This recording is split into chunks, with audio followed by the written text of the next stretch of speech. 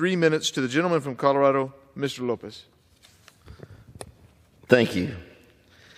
Madam Speaker, I stand before you today to highlight the most disgraceful failure of the Biden-Harris administration with respect to our southern border.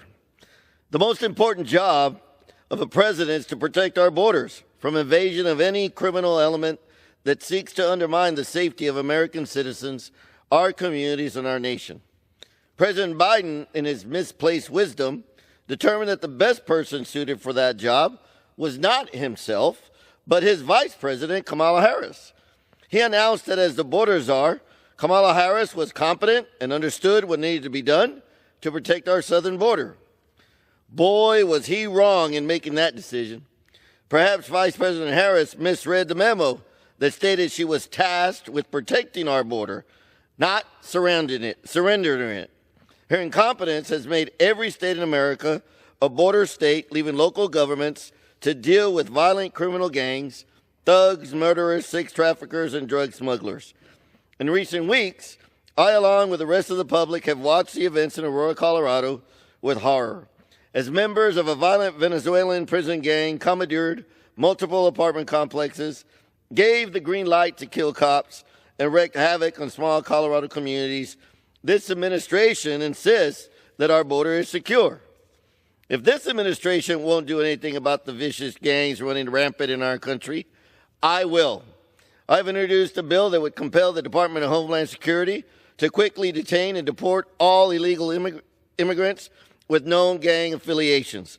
This is a common sense public policy that would help keep our streets safe and free from the terrors being perpetrated by these animals, and I would urge my colleagues join me in this worthwhile fight. A failure to do so will inevitably result in more senseless pain and suffering for our people. The presence of the gang we saw in Aurora is not limited to that town. This group has spread like a cancer throughout our country, with incidents in Texas, Wisconsin, Indiana, Chicago, Florida, Louisiana, and New York, among many others.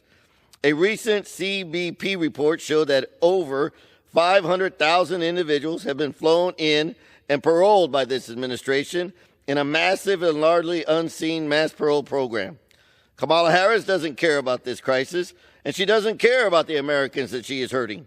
She never spoke to the past 2 Border Patrol chiefs that served during the Biden-Harris administration.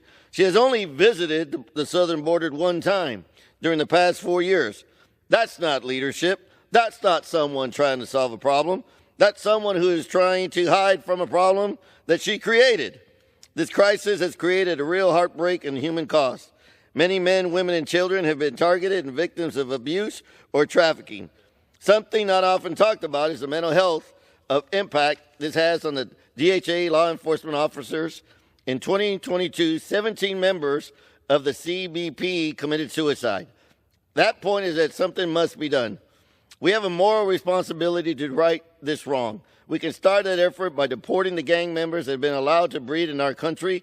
We should pass my common sense legislation that ensures that illegal aliens with known gang ties are no longer allowed to live here and cause havoc.